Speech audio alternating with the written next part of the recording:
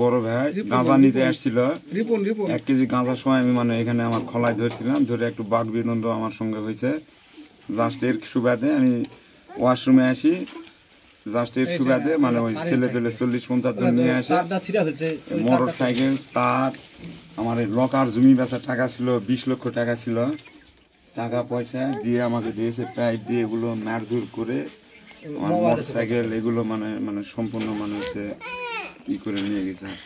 আচ্ছা, এটা কখন ঘটনা ঘটে? এটা মোটামুটি আপনার নামাজ পর 2:30টার দিকে আর কি, 2:30টার দিকে আর কি। মানে আমি একজন নওগাঁ সরকারি কলেজের হচ্ছে কর্মচারী, একজন উমেদা কর্মচারী। আচ্ছা, আপনার নাম? আমার নাম মোহাম্মদ মিঠুর রহমান। মারে উপরে আছে, ওখানে সব কিছু ভাঙা ছিল, মোটরসাইকেল ভাঙা ছিল, লকার টকার সহিত সব খোলা ভাঙা, উপরে আছে জায়গা ছিল, কেউ উড়াই। তখন পরে আমরা সবাই আসি দেখি এই কন্ডিশন।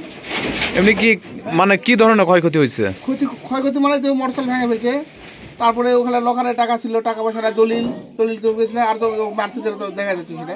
উনি বলতেছে ওনার প্রায় 23 লক্ষ টাকা নিয়ে গেছে। ও গত সপ্তাহে জমির একটা বিক্রি করছে, পুকুর একটা বিক্রি করছে, ওর কাছে 23,70,000 টাকা ছিল। আমি ওই জমির শনাক্ত, আমি ওই জমির শনাক্ত আমি নিজেই। এটা কি ডাকাতি বলবেন না ছিনতাই বলবেন? কিন্তু বুঝতে পারতেছি না, এটা বোঝার তো কোনো কন্ডিশন নাই। দিনের দুপুরে ডাকাতি কেমন করে হয় বা কি অবস্থা হয় এটা তো বোঝা যাচ্ছে না।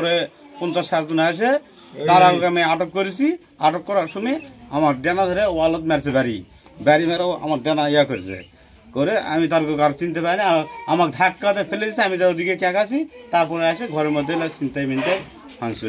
যখন আসে তখন কি নিয়ে আসছে? হাতে লাঠি, ঠাঙ্গা, এগুলো আমি দেখছি।